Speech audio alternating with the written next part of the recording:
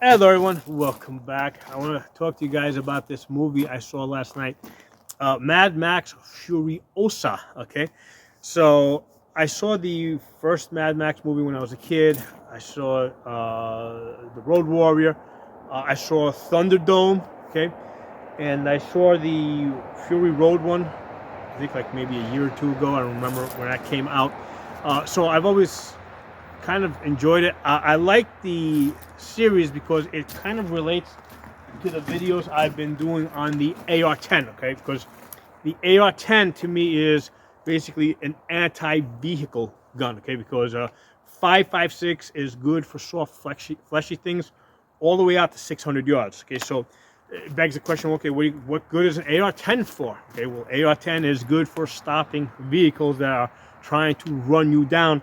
So the Mad Max Road Warrior fighting scenes, you know, illustrate that scenario pretty good. Okay, so that's one of the reasons why I take an interest in that movie series, and I'm doing a video on it now.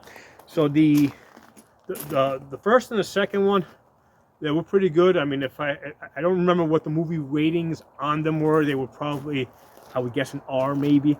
The Thunderdome one, which when I watched it, I enjoyed it. I thought it was nice, but that definitely gets like a G, like not even a PG rating, like a G rating. Okay, so I thought that was pretty soft. Um, I saw Fury Road, I think a year or two ago, probably about 2 years ago. I don't really remember it that much.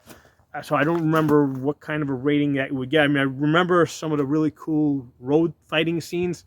I plan to go back and watch that. Okay. The reason why I want to go back and watch that is because I like the Furiosa one I saw last night. Now, with the Furiosa one, the central character is a female. Okay, so when I heard that, the first thing that came to my mind is, okay, here comes Hollywood pushing more woke bullshit on us. Okay, but you know, when I was watching the movie last night, that's really not the case at all. Okay, I thought that they did a pretty good job of, like, okay, they've got a woman here, or a young girl, and she's, I think, working within the limitations of a woman, right, or a young girl. Okay? So she seems to be working within those limitations. Now, I mean, even if you go back to the original Mad Max movies, I mean, they're stretching, you know, the realm of, not the realm of possibility, because anything that you see in that movie is possible. The likelihood that a person can successfully do all those things, right, jump from one vehicle to another moving vehicle, it yes, there's a chance that you can succeed doing it. However, if you do it repeatedly, your chances of surviving each time you do it, like, go down more and more. Okay, when I look at these type of movies, they're realistic in the sense that you can look at like any one particular scene, or any aspect of any one scene. You can say, yeah, well, that's kind of possible. Yeah, it could happen. Now, is it likely that all those things would happen to one person, and one person would be able to execute all that successfully? No. Okay, very chance goes down really fast. Okay, but they're working within reality, and it's one of the things. Like, when I watch a movie, it's like, okay, what rules are they giving us? For example, so if I'm watching a movie, let's say about Superman, okay, great, they're giving us a set of rules of what he can do or what he can't do. Okay, now if you introduce some of the stuff, like from Ghostbusters, let's say, into a Superman movie, right? Now that's weird, right? Because now they're bending the rules that they have set up. Or if you're looking at a Godzilla movie, and all of a sudden they introduce, like, Batman or Superman into that, it's like, no, you're changing the rules or the environment that you've set up. Okay, so in this, one of the things I like about the Mad Max movie series, right?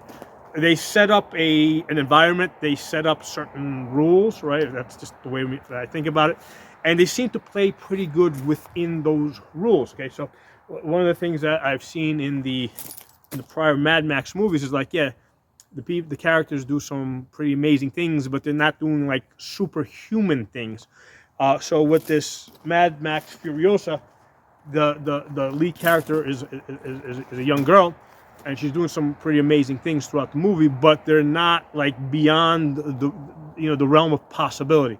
So that's why I'm looking at it, I'm like, yeah, you know what, here's an example of a decent movie that they made that like where you have a female character that's brave and heroic and all that kind of stuff, but without it being like complete bullshit Hollywood woke. Okay, so there's a way to do it. Okay, and I think that's one of the reasons why I wanted to talk about this. Right, that they've got a female character. I was expecting them to go like like completely stupid with it, like we saw in some of the Star Wars movies where they actually broke out of their own rules of some of the things that they had established in earlier movies, right? And all of a sudden, like, they're doing stuff that they shouldn't be doing. So in this Mad Max Furiosa, despite the lead character being a female, they're actually doing a pretty good job of keeping it real within the rules that they have set up from prior series. Okay, so I like that.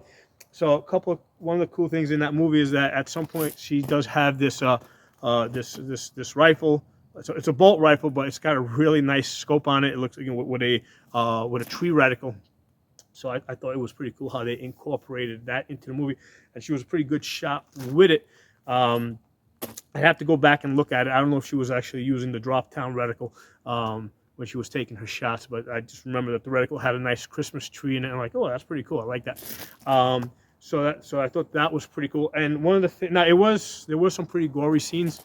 One of the interesting scenes was that one of the things that really won me over is like the lead character at one point loses her arm, right? It gets like, she gets captured, her arm is broken. She's tortured. She's hung by her arm, and she either cuts through her arm, which is probably already broken, or whatever. But the point is that or her arm comes off. Okay, I don't know how that happened. They don't show you that. But the point is that she loses her arm and she's an amputee. So at that point, they actually kind of won me over.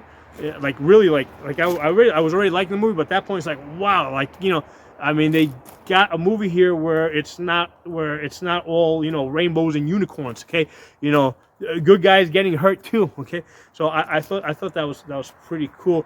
Now she did go on to get some type of a prosthetic arm, which I think was stretching the realm of reality, because it did seem like she could all of a sudden hold a gun with it, and it's not like again, it's stretching reality, but not to the point where I think it was like ridiculous. Like if they had made this, like for example, if she put on this prosthetic arm and all of a sudden she became the bionic woman, I would have said, okay, now you guys are completely ridiculous. You've exited the reality that you guys have set up, okay? But they didn't do that. So yeah, I enjoyed the movie. If you guys haven't seen it, you should probably see it. And I'm probably gonna, depending on how things go tonight when my kids get into bed early, I'd like to go back and see Mad Max, the Fury Road one. I think I did try watching the original ones at 1 or 2 points. I mean, here's the thing, when you go back to those old movies, right, from the 80s, I mean, I grew up with those types of movies. When you watch them, they roll really slow by today's standards, by the stuff that we have grown accustomed to, okay? I find it really hard to watch some of those old movies unless like I really got nothing to do, or there's something like I'm doing, and that's like kind of in the background. They really go at older movies go at a much slower rate. Okay, so it's hard for me to go back and watch the old movies, but these new ones, they seem to they go at a modern pace. So it's pretty interesting. So let me know what you guys think if you happen to see that movie, and I'll talk to you soon. Oh, one thing that stands out, there was one fight scene where they're shooting at each other, and it seems like one of the characters is taking cover behind the tires of this large, and they're large tires, so like the tires up to here. But regardless how big they are, right, if they got air in them and they get hit by a bullet's going to probably puncture them, and they probably got enough pressure in them that they will like instantly deflate. I mean, it's one of the things that went through my mind as I was watching that particular fight scene. But anyway, talk to y'all soon.